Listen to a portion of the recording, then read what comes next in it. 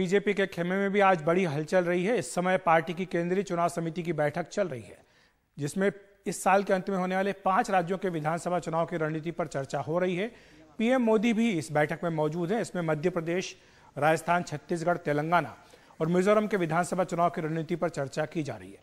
मध्य प्रदेश के लिए आज खासतौर से चर्चा है, जिसमें हिस्सा लेने के लिए मुख्यमंत्री शिवराज सिंह चौहान और प्रदेश अध्यक्ष वी.डी. शर्मा समेत अन्य नेता दिल्ली पहुंचे हैं।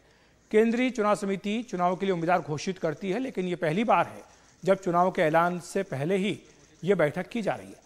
माना जा रहा है कि इसमें कमजोर सीटों के लिए रणनीति बनाने के साथ ही कांग्रेस की चुनावी गारंटियों की काट पर भी मंथन किया जाएगा।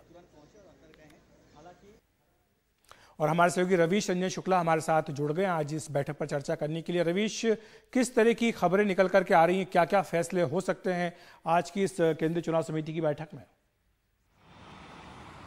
आज देखिए अखिलेश जी, तकरीबन 1 घंटे से ज़्यादा का वक्त हो चुका है केंद्रीय चुनाव समिति की बैठक हुए, और ये कहा जा रहा है कि मध्य प्रदेश और छत्तीसगढ़ पर विशेष तौर पर फोकस किया गया है, क्योंकि जो चुनाव प्रभारी हैं वो भी इसमें शिरकत कर रहे हैं। ओम माथुर जो छत्तीसगढ़ के चुनाव प्रभारी हैं वो भी हैं, भूपेंद्र यादव भी हैं। तो तमाम सारी जो विचार विमर्श है वो हो रहा है। खास तौर पर जो सूत्र जानकारी दे रहे हैं कि जो कर्नाटक में चुनाव की हार हुई थी बीजेपी की, और उसमें ये पता चला था कि जो नामों की घोषणा है, जो टिकट का वितरण है वो देर से दिया गया है। तो हो सकता है कि इस बार जो है वो कुछ पहले जो है वो टिकट बांटे जाएं।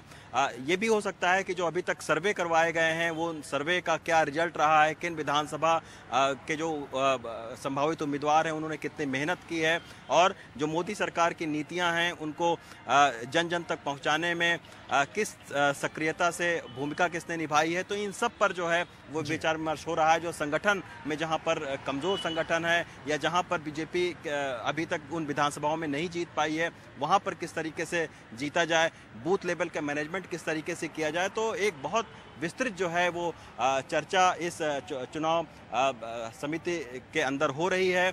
और अभी ये बताया जा रहा है कि अब जब बैठक खत्म होगी तो उसके बाद में सामने आया कि किन किन बिंदुओं पर चर्चा होगी, लेकिन जो सूत्र हैं वो यही जानकारी दे रहे हैं कि फिलहाल उम्मीदवारों, संभावित उम्मीदवारों के नामों की घोषणा पर विचार विमर्श हो सकता है। जो एक रणनीति बनाई जाए, कैसे आक्रामक चुनाव प्रचार किया जाए, क्योंकि बीजेपी पिछले कई सालों से सत्ता में है, तो सत्ता में रहने का जो सियासी खामियाजा है उसको कैसे कम किया जाए। तो इन सारे मसलों पर जो है वो चर्चा हो रही है। जैसा कि आप बता रहे थे कि इस बार ये बहुत अहम है कि आमतौर पर चुनाव समिति की जो बैठक है वो जब चुनाव की तारीख की घोषणा हो जाती है तब उसके बाद में होती है, लेकिन उससे पहले जो है वो ये हो रही है। तो कहीं ना कहीं बीजेपी ने अपनी चुनावी रणनीति में भी बदलाव किया है, और इस बार चुनाव प्रचार में भी खासा बड़ा बदलाव देखने को मिल सकता है। तो बीजेपी का संगठन कहां पर कमजोर है, कहां पर कैसे उसको मजबूत किया जाए, इन सब मसलों पर जो है वो चर्चा चल रही है।